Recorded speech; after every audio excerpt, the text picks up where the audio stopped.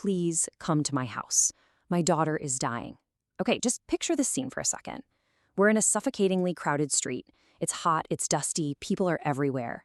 And suddenly, a desperate father, a guy of serious public importance, mind you, literally throws himself into the dirt right at the feet of a traveling teacher. He's begging, absolutely pleading for the life of his little girl.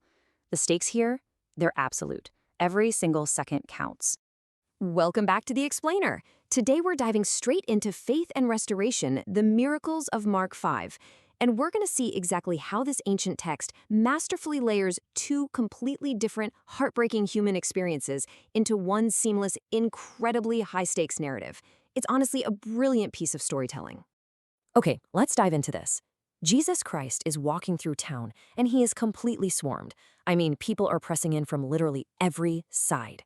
You have to remember, in the first century Middle East, a traveling rabbi with a reputation for miracles, that drew massive, desperate crowds. Some people want healing, some want answers, and let's be real, others are just there for the spectacle of it all. It is incredibly loud, it's claustrophobic, and right in the middle of this massive crush of humanity is a man who is about to alter the destiny of two very different people.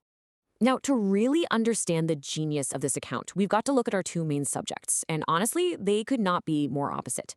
On one side, you have Jairus. He's a named, highly important synagogue leader, making this loud, very public plea for his child. He's got status, he's got wealth, he's got the whole community backing him.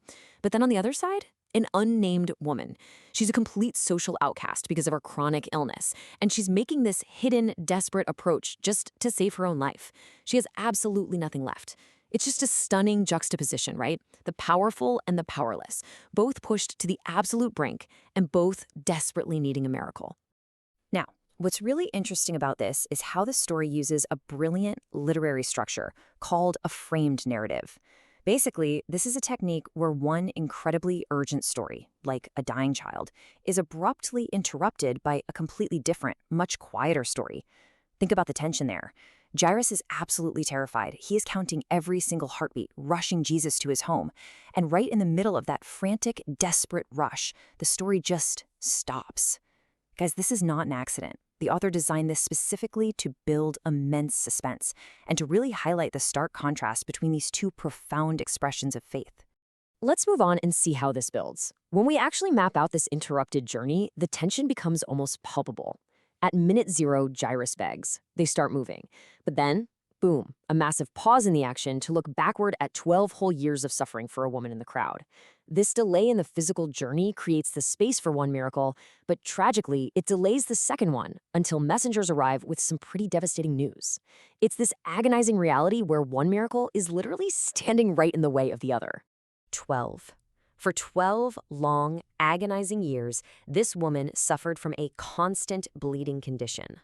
The source text tells us she spent absolutely all her money on doctors. And, well, in the first century, medical treatments for something like this, they were often bizarre, super painful, and completely ineffective. So instead of getting better, she actually grew weaker.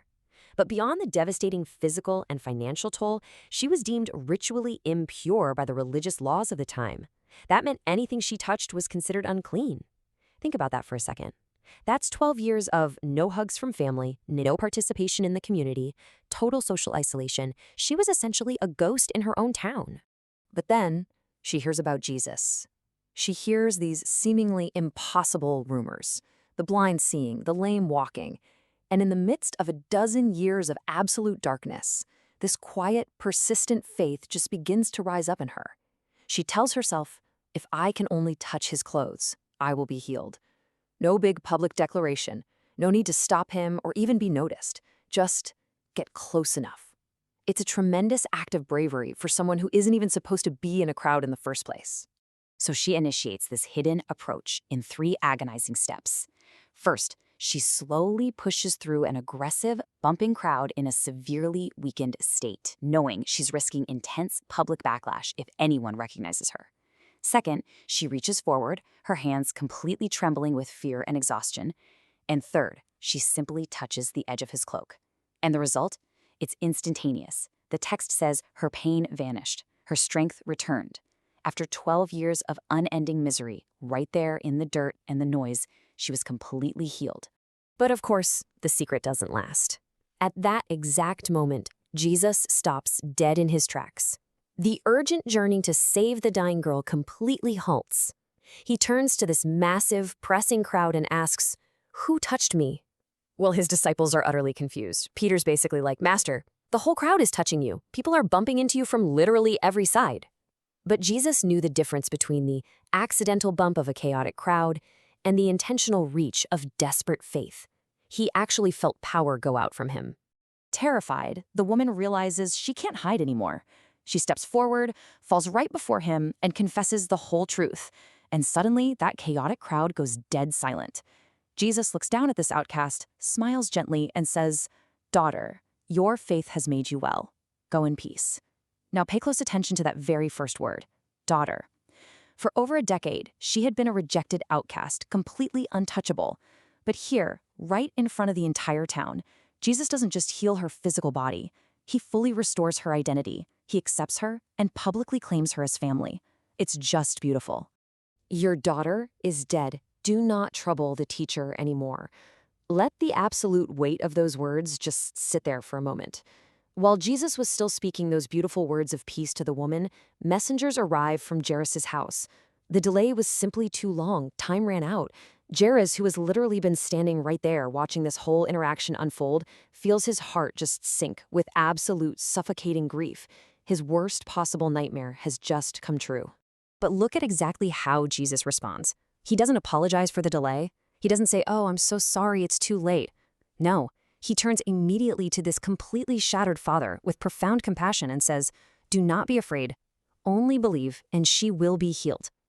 He is asking Jairus to hold on to the exact same faith he just witnessed in the woman, even when his own situation has crossed from urgent right into seemingly impossible. He's asking a grieving father to trust him, quite literally, past the point of death. So, they finally arrive, and the house is already filled with mourners. People are crying loudly. The harsh reality of death has totally set in. You see, professional mourners were pretty common in this era, and they created this incredibly chaotic atmosphere of grief. But when Jesus tells them not to weep, saying, "She is not dead but sleeping," that weeping immediately turns to cynical mockery. They actually laugh at him. I mean, they know what death looks like. It is such a stark, jarring contrast between this loud, mocking crowd outside and the quiet miracle that's about to unfold behind closed doors. Jesus absolutely shuts out the mockery. He forces the cynical crowd outside, and he enters the room with only the parents and a few of his closest disciples. The little girl is lying there, perfectly still. The noise of the street and all those mourners is entirely gone. He gently takes her hand, and in this deeply intimate, quiet climax, he simply says, "Little girl, arise." And immediately, life floods right back into her body. She opens her eyes, sits up, and starts walking around the room. Her parents are completely shocked with joy, just weeping as they hold their resurrected child. Jesus even tells them to give her something to eat, basically proving, hey, this is no spirit, this is a complete 100% physical restoration. So what is the crucial point here? What are the main takeaways from these intertwined stories? Well, first off, no situation is too far gone for Jesus, whether it's a 12-year chronic illness or literally death itself. Second, true faith, even if it's just this quiet, trembling reach in the dark, brings profound healing and peace. And finally, compassion has absolutely no boundaries. It stops for the unnamed, impoverished outcast just as readily as it responds to the wealthy, powerful community leader. Which brings us to our final thought. We've seen a loud public plea and a hidden, desperate touch, both met with incredible, miraculous restoration. So I want you to really think about this for a second. What seemingly hopeless situation in your own life is just waiting for a quiet reach of faith? Thank you so much for walking through this incredible narrative with me today on The Explainer.